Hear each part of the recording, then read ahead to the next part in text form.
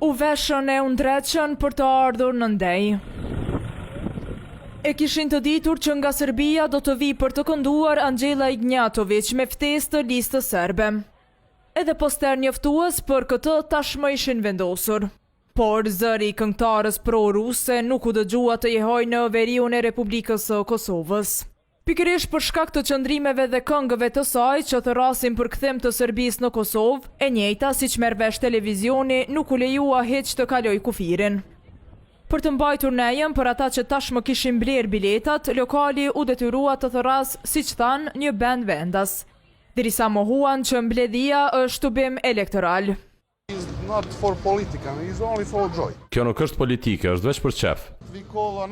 Ne e thirrëm një band nga Mitrovica për të kënduar sepse njerëzit deshën të vinë pasi kishin bler bileta. Këngëtarja nga Serbia nuk u lejua të kaloj.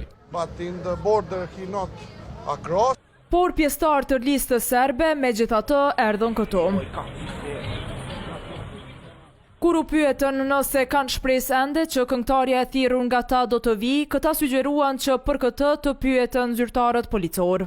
Anxela is coming here or no?